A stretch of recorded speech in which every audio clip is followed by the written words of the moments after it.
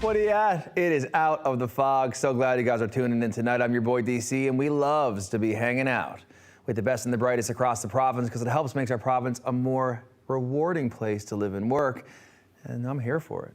Every Thursday we hang out, and tonight is going to be no exception. I'm so excited about who we have on the couch tonight and what you're going to see on the screen. From Rocktober, cheque reveal from Bud Light right into the hands of Music NL to help support musicians' careers.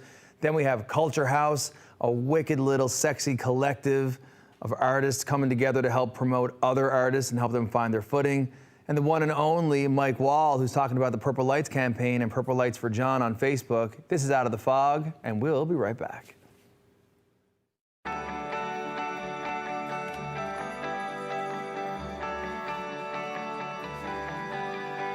This is Rogers TV.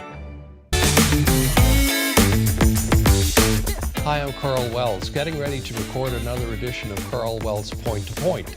It's a program where I chat with members of our community and they talk candidly about their lives and careers, from their earliest dreams to their greatest triumphs. I think you'll find it informative and entertaining. Please join us for Carl Wells Point to Point, right here on Rogers TV.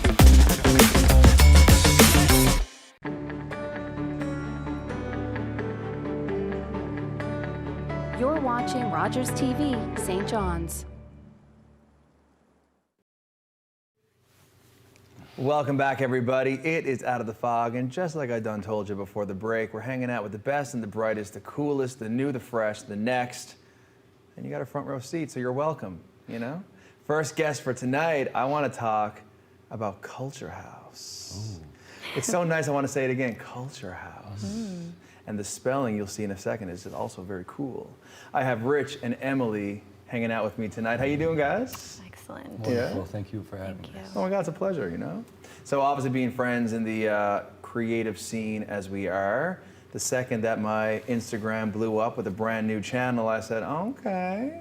I said, please come through and talk about the amazingness. I want to ask you a question to get us started. Mm-hmm. What does art mean to you? Art? I guess art is everything that humans are different from the rest of the animals on the planet because we are creative. So anything that is creative would be art, in my opinion, that we can project on and give to the world back and become a community together using creative mediums. Yeah. Which is amazing, because as a photographer, you've been delving into that for a long time under the trade name of Steel Cut. Yes. Where did that name come from? It was a kind of an inside joke, which probably I might like to remain inside. But yes, so it was a friend bestowed it upon me, and it blossomed from there. I love it. Yes. Those are the best nicknames, you know. Yes. And Rich, I want to hand it over to you, a lifelong musician, an artist as well. Talk about how rewarding it is to be able to bring art to life in what you do. It's amazing. Childhood dream that became more of like a calling for me. Being a recording engineer and creating my own music on doing recording and creating albums is really special to me, and be able to do that for other people in a professional way is something that I've been really looking forward to for a long time. That's amazing. Yeah. Well, your work speaks for itself, and we're going to hear one of your tracks on the way out of the show tonight, so stay tuned to the end, and you're going to see and hear the amazing Rich Seypka. And Art of Sound is your studio trade name. So talk about how that journey came together for you. So essentially, I've been recording myself and other artists for a long time, and having this opportunity to be able to team up with my soul sister and you know, best friend, roommate as well, to provide more than just music and audio is amazing. So to be able to take everything I've learned from Art of Sound and everything that I've done, built up my portfolio, and to be able to team up with her, what she's done with her imagery, is really exciting. Yeah. That's so cool. Yeah. So it's been, you know, you guys, the same scene, you're seeing music and artists all around. Do you find there's a lot of talent who wants to legitimize and take it to the next level, but they don't got that creative courage? Do you see that around you, Em? 100%. Yes. What's it like for them to know there's a solution of people like you that can help hone what they have to say and what they have to offer and bring that to life. They must appreciate that, hey? Definitely. Yeah, I think that there is a massive pool of individuals in this city, especially, and in this province, who you know, just kind of need the backing, the support to be able to flourish in their own way as an artist. And I think that Rich and I aspire to help someone find what's unique about themselves and amplify that on the stage to hopefully give them a viable career in the entertainment industry. And with a little bit of support from humans who've already kind of been down that road. And yeah. That's amazing. So I want to know, when you guys work together to take an artist who has all this talent and the raw ingredients, but they're insecure and they don't know where to go, you know, they must really have a lot of questions. How do you navigate all that it takes to truly bring someone from there to here, Rich? Well, I think it's like a very individualized process where we really need to like get in and kind of steep within your energy. Where are you as a musician or as an artist? Have you plateaued and you're looking for a way to like rejuvenate or get to that next echelon? Or are you just like someone with so much raw talent and you're just looking for a way to begin that journey? So we're gonna sit with you, we're gonna, you know, come up with a game plan that's doable and give you all the support in every possible way. That's so cool. To help you along with it, yeah. That's wicked. Yeah. So obviously you've been here, you've lived away, you've traveled across the country and beyond, picked up gifts along the way, and likewise with you and your creative trade have traveled all over the world. It must feel pretty good to be able to bring those experiences back home to help the future of our performance and creative community, am I right? 100%. Yeah? Yes. I want to know what's next.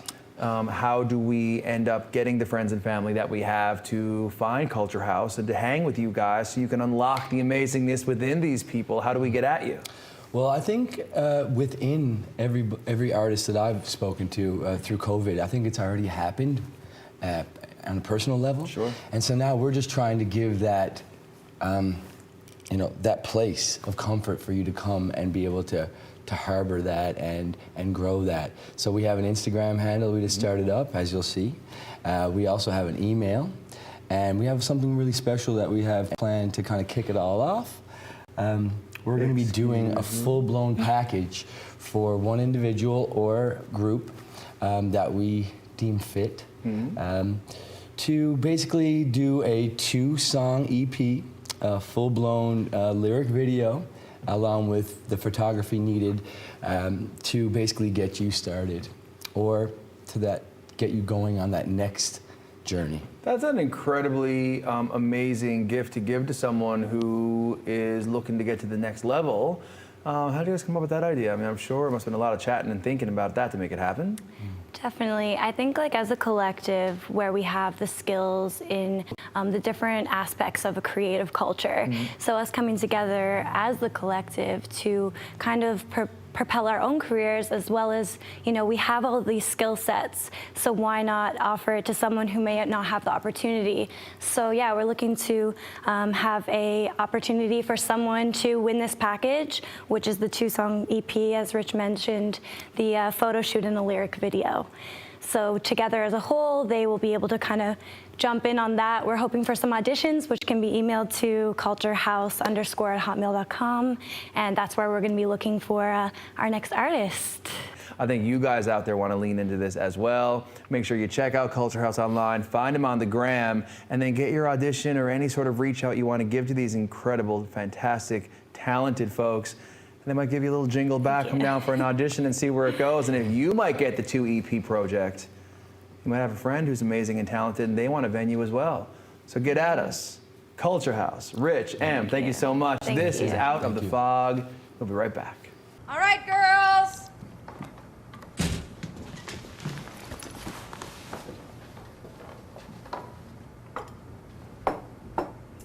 Mom, you said it's played again.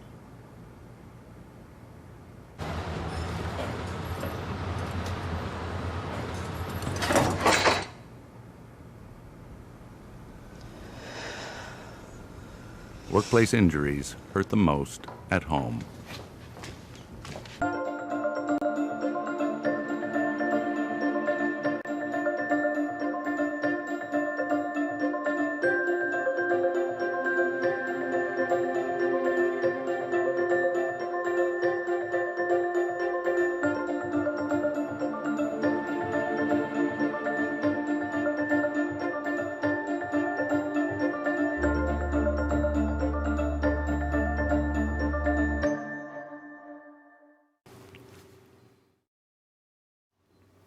Welcome back, everybody. It is Out of the Fog, and I'm joined by someone who's been on the show many times, and I've been on your show. It's one and only Michael Wahl. Mike Wahl, if you're nasty. What's up? Hey, how are you, buddy? So great to have you here. Yeah, it's great to be here.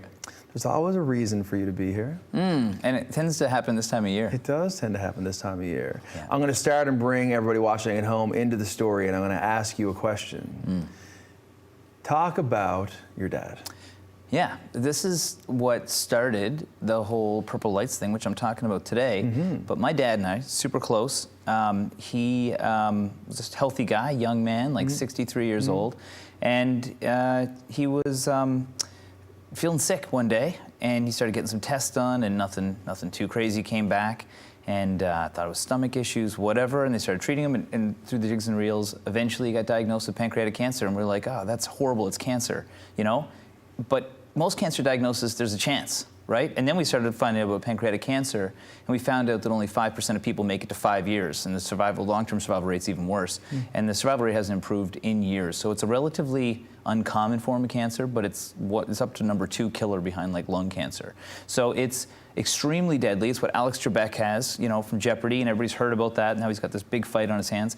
And so my father had that, and he died within like 8 months of being diagnosed, and it was pretty shocking. And then we started to do more research, and we found there wasn't much going on, so we thought we'd do something about it.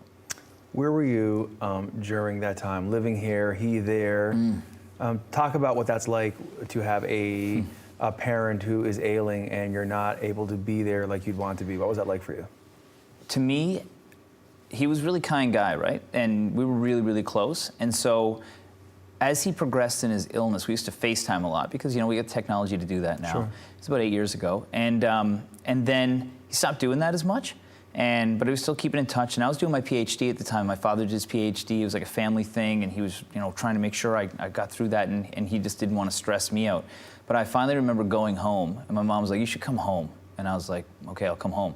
And I came home, and my father was 85 pounds, 6'1", you know, and it was shocking, you know. And then my uncle showed up that day, and then he passed away that night. He sort of looked at us and said, everybody I care about's here, so he was just able to go at that point. But being here and seeing that and realizing how quickly it was, like, we had a really good relationship, so I was able to see him, but having known how deadly it was, you know, you would take every second you probably had. I probably would have been there, you know, like flat out, if I had known how quickly it would go. But, you know, it's uncharted territory for most people. Post-traumatic stress is a thing. Post-traumatic growth is coming down the pipe as a thing. Looking back on that time and now into this project we're going to dig deeper into now, the once, what has that experience taught you and helped you with as a human? Yeah, that's interesting to say that, because I did a lot of work with mental health and safety, and you know, people can react to traumatic events 3 ways. Like, it can devastate them, which it does for a lot of people, depending on the severity of the trauma. Sure. And I'm sure a lot of people lost their parents at young ages. That's not a novel thing. But for me, it was one of the biggest traumas I've ever gone through, for sure. And then there's one where you kind of just regress. You just like put it under the table. You don't think about it. And then there's one that like kind of forces you to grow. And I think my dad was a smart man in the fact that he kind of made me do some things. He made make some promises about things I would experience that he never got to, and that allowed me to start traveling, seeing the world, and you know, pursue my academic career and do other things I've always wanted to do, and rebuild friendships and try new activities and things like that I've never done. So it was really an amazing experience. But as part of that, I also, you know, wanted to get more involved in the community, and the people that I found that were involved in pancreatic cancer were all people in a similar situation. So I spoke to a doctor the other day who's the head doctor for pancreatic cancer. He did the diagnosis, the radiology assessment on his mother, and found this terminal disease in her, and that made him an advocate. And so it's been really interesting, because this sort of situation has introduced me to some amazing people and a great network of folks, and you can do a bit of good out of it, and hopefully you make a difference, right? Well, enter you, who wasn't just satisfied to have that life event and everything that came with that happen. You wanted to pay it forward and take it on. Enter the Purple Lights campaign, and I want to let everybody know that if you've seen Purple Lights shine in November and continuing on in the months thereafter, it's an initiative that is happening all over, and you started to rock it here. Why don't you tell everyone watching about that? Yeah, so it was a national campaign where they lit up like CN Tower and like Niagara Falls and all that stuff, and then they stopped doing that nationally. They pursued some other things, but in New Brunswick, my mother and my sister we took the rest of the lights that were left from them and shipped them over here. And then in St. John's, what we did was went into storefronts in our major cities of our major towns, like so Main Street in Fredericton and Water Street here, and we gave the lights to the storefronts. Just say, look, can we light them up? Because you've got these unique individual stores everywhere, and the one uniform thing is a set of purple lights in the windows with all the different window displays. So it was amazing because people would do that. So you're like, what is going on here? Because there's a unique thing going down. City Hall's lit up for years. Mayor Breen's done it for years. You know, the convention center's going purple. There's going to be all sorts of great support on Signal. Signal Hill's been purple. And what it was doing was trying to shed light on something people don't know about. And the reason no one knows about it is because no one survives it. People survive breast cancer, so they do a breast cancer walk. And people survive prostate cancer, so they grow a mustache. But there's no one left after pancreatic cancer. So all that's left is family members that are trying to put the pieces back together. And so what we were trying to do to begin with was increase awareness so that people know what it is. We told the story for like 8 years now. And now we're trying to leverage that and start to raise some money, now that we've created some awareness, to fuel some research. Well, it's interesting because it's an evolution that starts with awareness, and I think that's a very strategic approach. It's just get those lights up everywhere so everybody knows this is a thing, knows what it's about, knows how they can get involved, and now, as you say, you're into the next echelon of the long-term plan, which is to raise funds.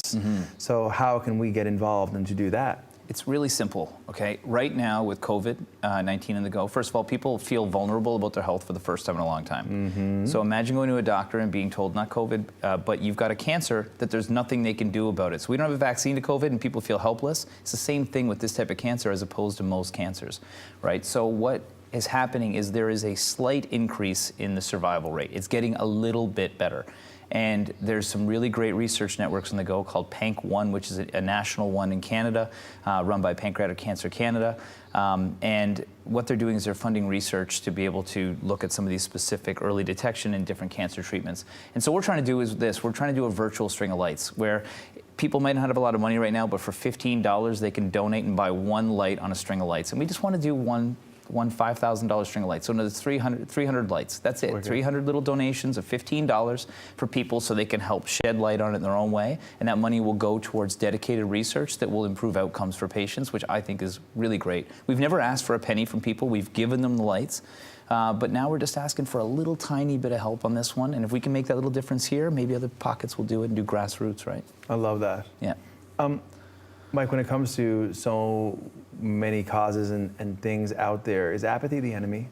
I think so, and I think people aren't strategic of how they give their money sometimes. Now, there's no doubt, there's no disease or cause that deserves it more than others, okay? Sure. So, but in this case, this is severely underfunded, and there is no good outcomes. And so if you were to think about it strategically, you'd be like, I want them all to have equal outcomes, you know what I mean? Especially, why is it's so unfair for some people to get this type of cancer? So that's why I'd like people to think about it, be strategic about it. And the other thing that's coming up is there's a radiothon for the Canadian Cancer Society. It's going to be hosted by VOCM on the 19th. And for people that want to donate strategically to that as well, I'm on the board of directors for Canadian Cancer Society in Atlantic Canada and in Newfoundland. And people can donate to Daffodil Place, which does amazing work for people that are coming from away from the Avalon to stay here for these long, terrible treatments, you know, for pancreatic cancer, and they can donate specifically for people that have pancreatic cancer. I could talk to you all day. I know. University professor, celebrated award-winning entrepreneur, advocate. We're lucky to have you.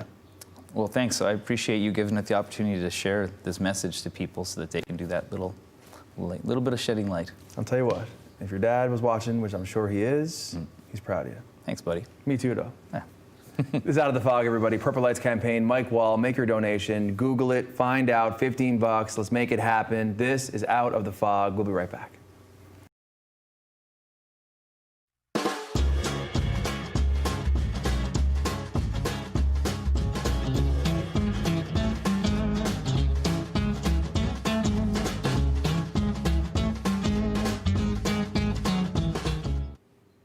Welcome back, everybody. This is Out of the Fog, and what can I say? I'm moved by my interview with Mike and him talking about his dad and the Purple Lights for John campaign and the awareness that they forged and the money they want to raise. I think we all want to lean in and check that out. And now I want to throw to something really exciting, which is a recent campaign that the George Street Association in collaboration with Bud Light put off. It's called Rocktober, and you're going to check out a check being handed over to help artists, musicians, performers. Check out some footage we captured earlier today. Welcome, everybody. Thank you so much for joining us today at this little event that we wanted to have here at Greensleeves here on George Street in downtown St. John's. We're all gathered here today because we want to celebrate something wicked that brought a lot of us together, from our musical community to the member establishments that comprise the George Street Association and representatives of Bud Light, because we all came together for something that we all know now was called Rocktober, which was an event that brought together over 50 of our musical community every Friday at establishments all over the street, free showcases to the public, with a generous donation from Bud Light back to Music NL to help with artist development programming. On behalf of the George Street Association, everyone is super proud of how everyone came together to make this work for our musicians, for the general public who came out in hundreds to check out bands they'd never seen, and artists, and the feedback has been incredible. What I'd like to do now is hand it over to Tyler from Bud Light, and he'd like to say a few special words about how it made them feel to be a part of an initiative like this. Tyler. Thank you, Donnie. So obviously, Bud Light very proud to be part of this project that we came together with George Street Association and Music NL on. With the COVID-19 pandemic that we've had, restaurants and bars have been some of the hardest industries that have been hit. With that, obviously, local live music was hit as well, especially on George Street. So we found it increasingly important from Bud Light as partners with George Street Association to find a way to give back. And we wanted to make sure that we included Music NL in that scenario. So again, very proud, very thankful for everybody and how it came together with Rocktober. When this partnership, when you reached out to launch this, it was an absolute yes for us. Through COVID, of course, there were many groups that were really devastated, and we saw that our musicians in the music industry were heavily impacted, as well as our live venues and our local restaurants. So we're so excited today to be a part of this, and we're going to be paying it forward, and we're going to be rolling the investment right back into the community to continue to help our musicians and small businesses. So stay tuned as you learn a little bit more about this amazing pilot that we're rolling out. We've been trying to, since COVID, like every small business, trying to really pivot and trying to find a way to keep our guests coming back. And so we had thought about doing some live entertainment in our cafe, and we feel that the fit is great. We're still part of the downtown, but not right in the downtown. So we felt that a little way to bring some people in. So when Donnie contacted me regarding this pilot project, we jumped right on board. So it's going to be on Thursday nights, once a month for the next few months, and just going to really focus on, we're not licensed, so some mocktails, and we're going to have a small finger food menu, and just see how it goes. And you know, for all those people out there who are trying to really pivot and trying to think outside the box, these are the types of things that we need to do as small businesses, and to really keep people coming in through our doors. Thanks. Bud Light, Music NL, Coffee Matters, and the George Street Association here at Greensleeves today. We're all so thankful that we're creating community, doing good work, inviting artists into our spaces, and helping all of us to pivot over the COVID times and to move forward with further initiatives like this, which will do far more to bring all of us together for the community that we love, from music and business, and having it all come together. That's what we're here for. So on behalf of the George Street Association and all of our promoting partners, Rocktober, we are so proud of the success of it. We look forward to more. Any feedback you have about further initiatives and things that we could all be doing to help make this a more exciting and rewarding place to be, please reach out any old time at all of our digital channels that we have. And until then, let's have a big round of applause for everything that happened during Rocktober.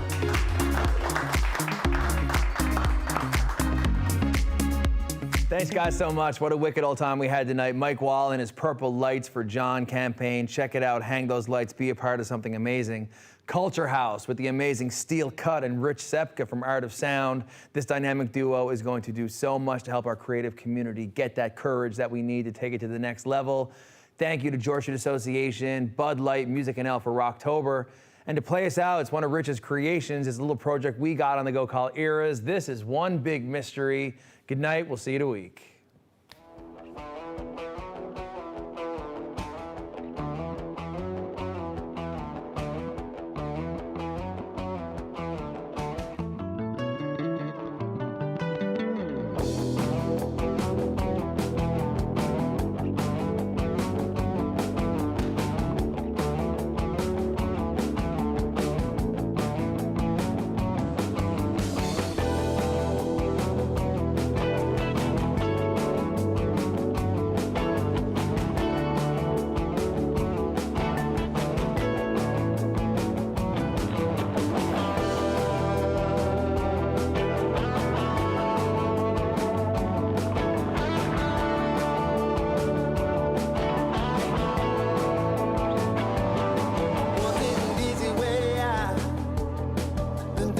want it that way.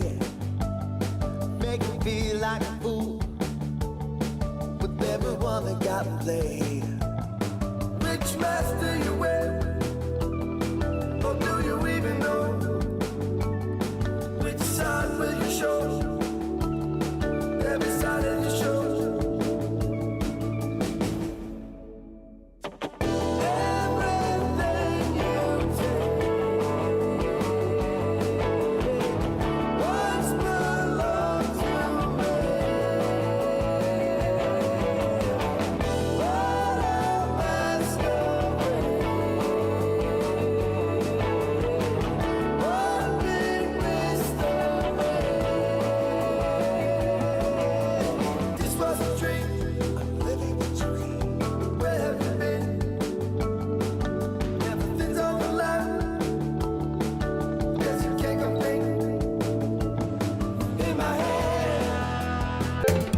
Call the Rogers TV viewer response line, email us, or connect with us on social media.